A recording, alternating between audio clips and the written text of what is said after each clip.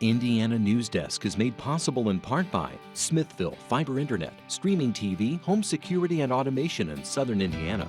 More information at smithville.com. Mallard Grodner Attorneys providing legal services to clients and the community. Understanding, expertise, results. Bloomington and Indianapolis. LawMG.com. IU Alumni Association connecting IU's network of alumni and sharing the Indiana spirit through scholarships, advocacy, and volunteerism. Alumni.iu.edu.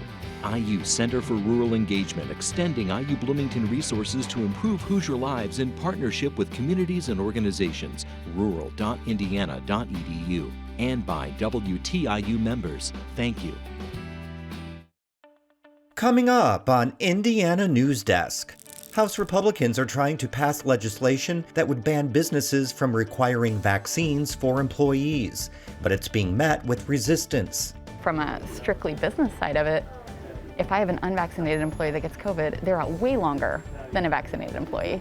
I'm short-staffed. Ahead, we'll talk with a judicial expert about the legislation and court challenges to mandates. Driven by the Omicron variant, Indiana is setting records for the number of positive COVID-19 cases and hospitalizations. It's not a surprise, but it is a sad occurrence. Nearly the entire state has moved into the red advisory level. And a booming RV business has helped make the housing market in Elkhart one of the hottest in the nation. These stories, plus the latest news headlines, right now on Indiana Newsdesk.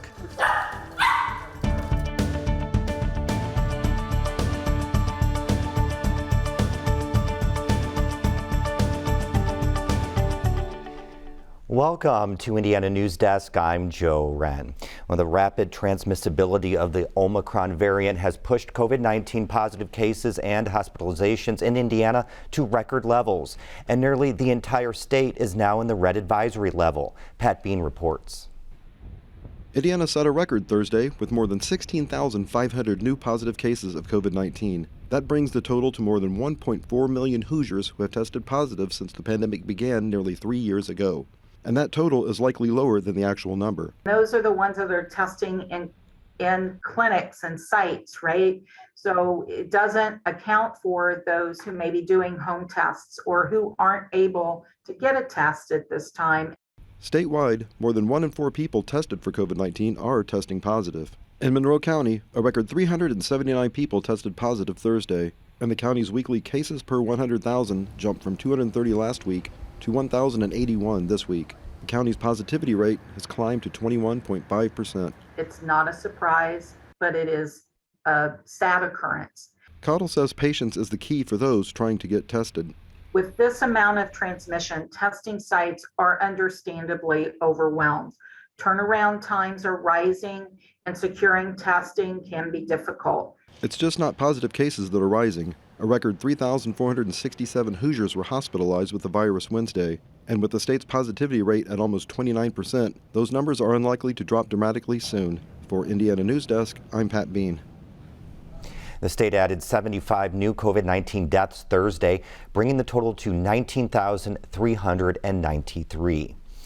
House Republicans say their number one priority this session is ending the governor's COVID-19 public health emergency, and they've fast-tracked a bill to do just that. But as Mitch Legan reports, a section of the bill on vaccine mandates is concerning public health officials and businesses. Strange Brew Coffee in Greenwood is one of countless Indiana businesses hit hard by the latest surge in Omicron cases. It's a lot of stress. We're operating on a smaller staff than we should be. Like right now, we're actually only open till noon for a few days because we have employees out with COVID. Carr's thankful her staff chose to get vaccinated as soon as shots became available. So the change in hours should only be temporary, thanks to the updated CDC guidelines for vaccinated individuals. Thanks, nerd. She'd like to require new employees to be vaccinated for the sake of their health and keeping business operations smooth. But a bill quickly making its way through the State House of Representatives would effectively bar her from doing so. What happens? Am I no longer allowed to ask somebody if they're vaccinated? Am I no longer allowed to hire somebody if they're not vaccinated? House Bill 1001 would end the governor's COVID-19 public health emergency. Republican House Speaker Todd Houston is making the bill his top priority this session. Last November, the General Assembly planned to return to the State House for a special one-day session to pass the bill. But they delayed action after pushback from business and healthcare officials who were concerned with the section of the bill that would compel employers to accept exemptions if they require vaccines.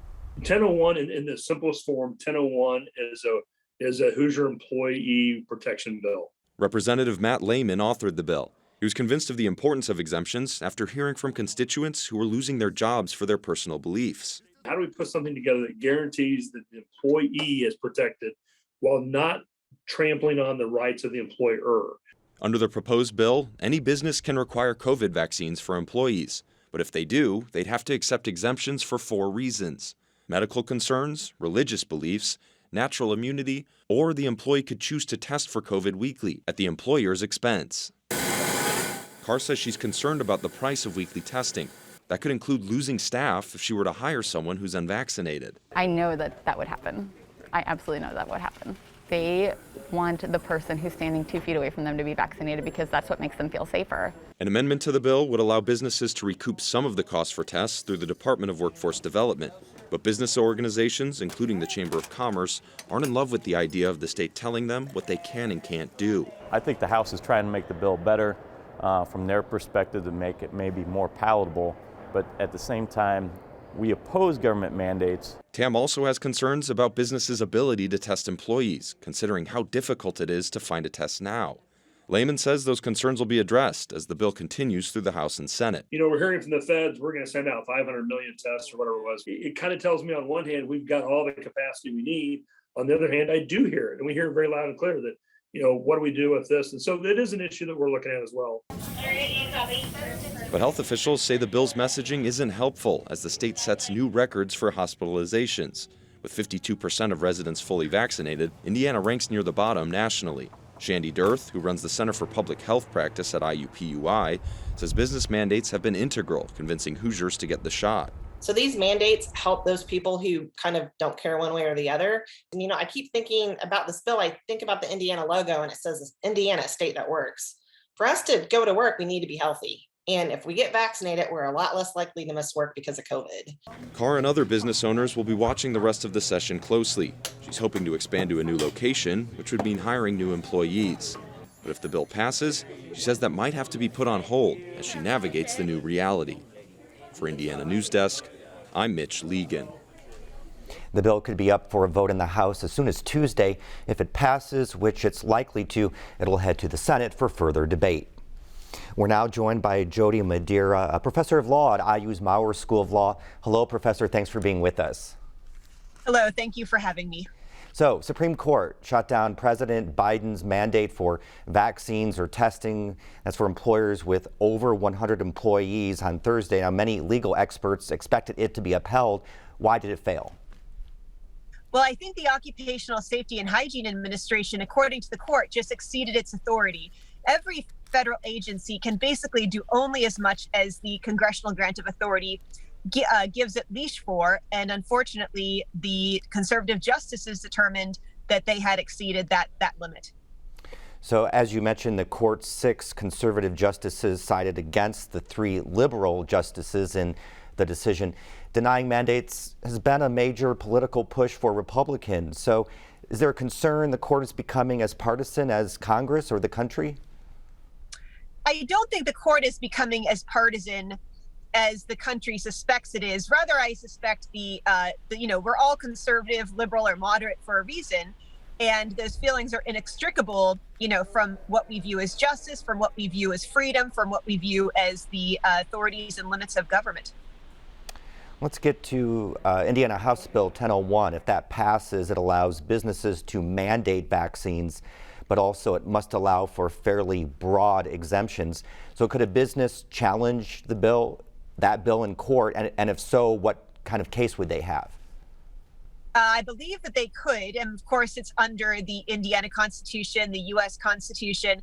You can always bring a challenge, but I don't think that they would have that strong a case because, of course, the power of exemptions really, takes away any kind of mandate. And, for some reason, one might wonder how much effect the bill will have given those broad exemptions.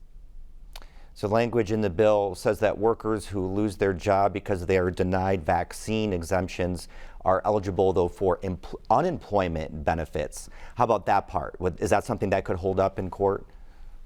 I believe it could be, but again, this is an optional medical procedure. And so, either you can get the vaccine or you can opt for testing or you can try for an exemption. And so personally, I think that the employment mandate, the unemployment compensation is going a little bit too far. Just under a minute left. One more question. Does the Supreme Court ruling open a can of worms for all the vaccines that are already required? Well, one wonders exactly what is so different about the COVID vaccine, so as to be different from measles, mumps, rubella, diphtheria, tetanus, etc. And of course, some employers already have a robust legacy of requiring these vaccines. And of course, they're not even, emergency authorization from the FDA anymore. They are fully approved. And so I do think that this opens the door to future challenges on vaccine mandates. All right, Professor, thank you very much for joining us. Appreciate your time. Thank you. Governor Eric Holcomb gave Hoosiers a progress report Tuesday, but no new announcements or surprises in his annual State of the State address. Holcomb used much of the speech to trumpet recent successes, income growth and a low unemployment rate, teacher pay raises, and billions of dollars in infrastructure improvements.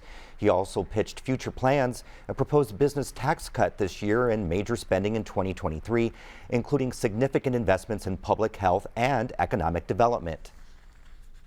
Despite our challenges, this is a time of unprecedented growth, connections, momentum, and opportunity for all Hoosiers.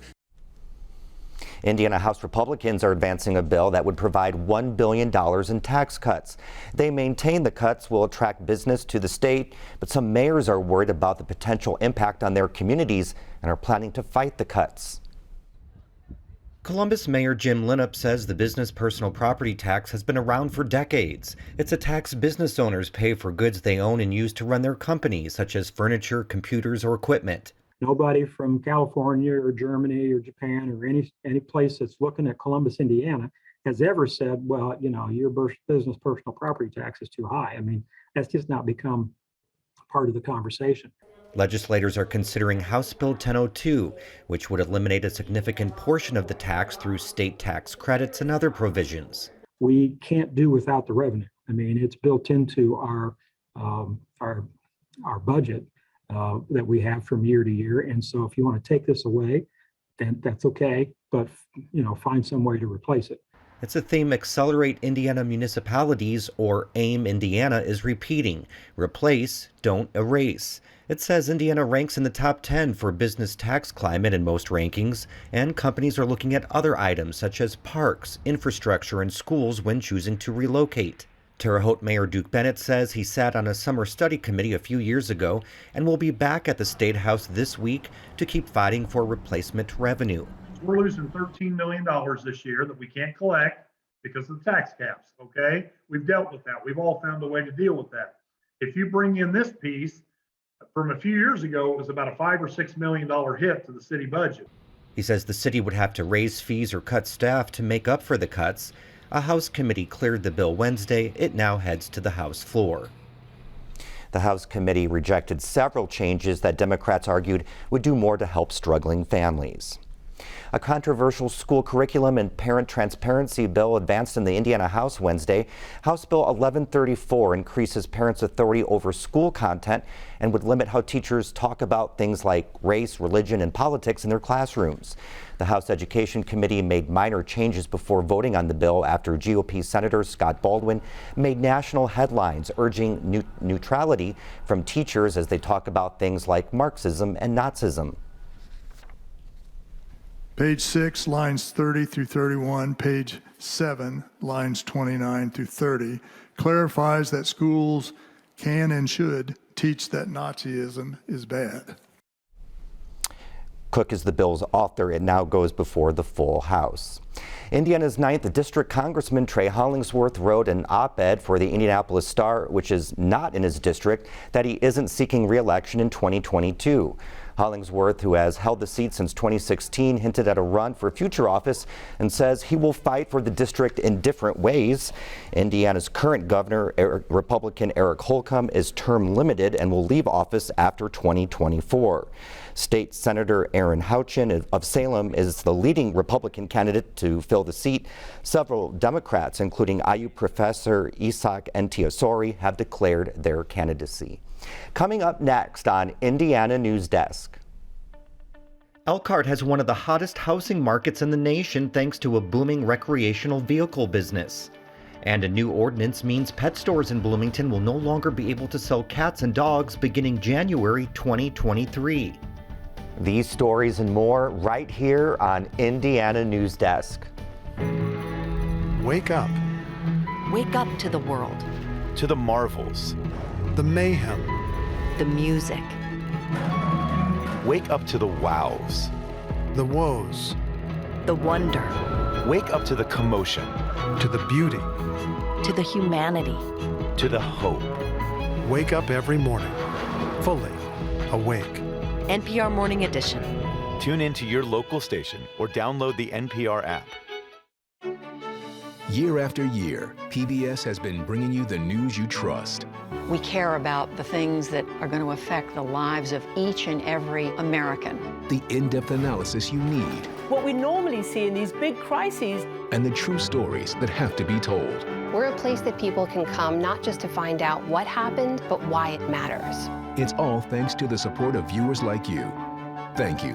And stay tuned to America's most trusted network. Welcome back to Indiana Newsdesk. A recent index compiled by the Wall Street Journal and Realtor.com found Elkhart is the top real estate market in the country. While the news was surprising to some, many attribute the upward trend to the region's economy. Brock Turner has more. Driving through Elkhart, you wouldn't have much trouble finding work. Many of the RV manufacturers that make this northern Indiana city the RV capital of the world are searching for workers, and lots of them. It's one of the few cities or towns left where opportunities are plentiful for workers without credentials or advanced degrees. You don't need a college degree. You can make very good money and a very good lifestyle. Right now, the problem is there's a housing shortage. Few understand this need better than Corey White. Half the homes we sold last year were in 5 days or less. So I feel terrible for buyers. I feel terrible for buyers' agents. He was born and raised in Elkhart and has been a realtor here for nearly 20 years. He says ideally this market would have between 600 and 800 homes available at any given time, but that many homes haven't been for sale here in years. 2021, we started off with 100 units of housing active on the market. We bottomed out about April at about 62 units. So the first 6 months of 2021, when you listed something, you'd have 20 to 30 showings on it. The day after you listed it, you'd get 10 to 15, 20 offers on it. At that point, just being qualified as a buyer is not good enough. White says it's not uncommon for buyers to search for months for a home that fits their needs. Darlene Henyon was one of them. And I mean, I was on that computer every day looking to see what was new, what popped up. She spent months and placed at least 3 offers before finding this one. Good size. I think this was 14 by 20. But it is farther from her daughter and granddaughter and outside of Elkhart in nearby Mishawaka. Not to be condescending, but I mean, they were kind of dumpy, that needed fixing up, which I didn't have the money, to redo a kitchen or a bathroom or a roof so I was kind of nervous there. White doesn't see this as a bubble. He says inflation and global supply chain challenges are limiting the number of new homes that can be built. That's a big reason why many workers migrate to Elkhart County for work. More than 30% of our inventory sells above asking. At several price points, it's over half of our inventory sells significantly above asking. And that's what keeps pushing prices up. The prices seen in Elkhart are easily outpacing other Indiana communities. According to data from the state's Office of Realtors, the median selling price in Elkhart was up more than 22% in 2021, which is 62% higher than the state's increase. When people have money to blow, they buy RVs and other fancy, large ticket items. Likewise, when the economy starts to scale back and people get more conservative, we're one of the first things to shut off. So it's always been feast or famine here. Residents say there's a backlog of orders for RVs. That, paired with a nationwide shortage of workers, is inflating demand. White says this cycle is not new. Right now, the market shows no signs of slowing despite rising inflation. Henyon began looking for a new home when the price of her rent continued to increase beyond what she could afford. She's retired and widowed and faced similar issues when searching for a home to buy. I don't have any other income but me. You know, I don't have anybody else to help or fall back on. So that was a problem. Those are the buyers White feels for the most. I feel bad for Darlene. Darlene is the salt of the earth, the middle class who planned for her retirement, and now because the dollar's worthless, she's screwed. According to the Bureau of Labor Statistics, wages in Elkhart County were up 22% between the second quarters of 2020 and 2021. That's compared to just a 5.4% increase statewide. Despite average wage increases, the problem has gotten worse for those like Henyon on fixed incomes. For Indiana Newsdesk, I'm Brock Turner. The Environmental Protection Agency released guidance to clarify how utilities should handle toxic coal ash waste, which can seep into groundwater and pollute drinking water sources. Indiana Public Broadcasting's Rebecca Thiel reports environmental advocates say the EPA is ensuring safer coal ash disposal in Indiana. Among other things, the EPA said utilities can't allow closed coal ash ponds to come in contact with groundwater or rely on dilution in the water to control pollution. Indra Frank with the Hoosier Environmental Council says the agency also clarified which coal ash ponds fall under the rule, and now more will have to comply with it. That includes 2 ponds at Duke Energy's former coal plant near New Albany. Here in Indiana, some of our utilities have convinced IDEM that they could dodge parts of the federal coal ash rule by misinterpreting it. Frank says that's no longer going to be the case. The EPA also denied Indiana-Kentucky Electric Corporation's request for more time to close unlined coal ash ponds at its Clifty Creek plant in Jefferson County. If the plant can't find a home for the waste in time, it may have to temporarily shut down. For Indiana Public Broadcasting, I'm Rebecca Thiel. Now, in an email statement, Duke Energy Indiana says the closure plans for the 2 coal ash ponds at its former R. Gallagher plant were approved by the state and in compliance with industry standards at the time. Bloomington pet shops will not be allowed to sell cats and dogs by this time next year. City Council passed the ordinance in December, leaving 2 local shops with 1 year to change business models. Holden Absher reports. The council's Ordinance 21-45 directly affects Anthony's Pets in College Mall and Delilah's Pet Shop on West 3rd Street. Legislation sponsors say it is one step in the larger attempt to deprive puppy and kitten mills of customers. These mills are commercial breeders who prioritize profit over an animal's well-being. These breeders may pass as reputable when they are not. I think that a lot of these puppy mills, not only do they mistreat their animals, but they're not very upfront about the conditions. Delilah's Pet Shop founder Karen Kidwell is against the ordinance and says the store is already selective when choosing dog breeders. It doesn't seem to me like it makes any difference whether you do it right or not. And that's not a good message to send anyone. However, animal rights activists disagree and say there is no such thing as an ethical sale of a cat or dog in a pet shop because reputable breeders do not sell to third parties. What happens when you contact a responsible breeder is that they will want to invite you to their property. They will want you to meet the parents of the puppy in which you're purchasing, and they will want to make sure that that puppy is a good fit for your family. Kidwell responds that Delilah's employees work hard to pair each puppy with a proper owner. She also says customers, often students, come in to play with the pets, which socializes them and prepares them for a future home. A lot of the people that have, over the years that have lived here and maybe moved away somewhere that had originally bought a puppy from us have come back and bought puppies from us because they like the way they were handled. Kidwell says the store will continue selling pet food and toys as well as offering grooming services. However, she's concerned that might not bring in enough money.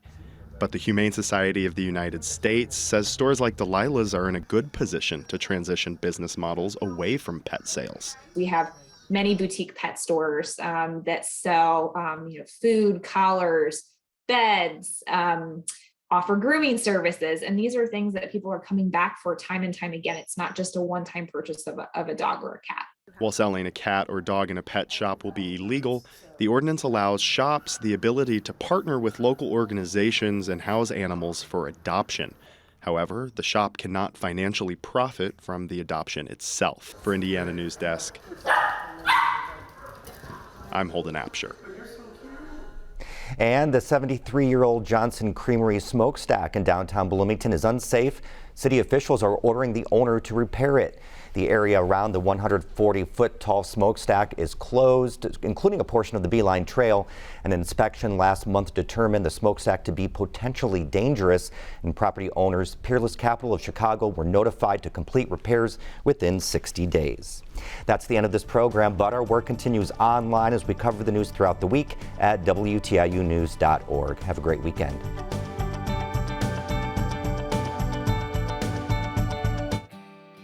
Indiana Newsdesk is made possible in part by Smithville Fiber Internet, streaming TV, home security and automation in Southern Indiana.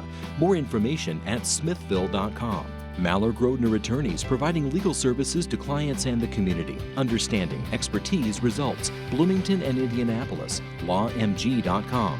IU Alumni Association, connecting IU's network of alumni and sharing the Indiana spirit through scholarships, advocacy, and volunteerism. Alumni.iu.edu. IU Center for Rural Engagement, extending IU Bloomington resources to improve Hoosier lives in partnership with communities and organizations. Rural.indiana.edu. And by WTIU members. Thank you.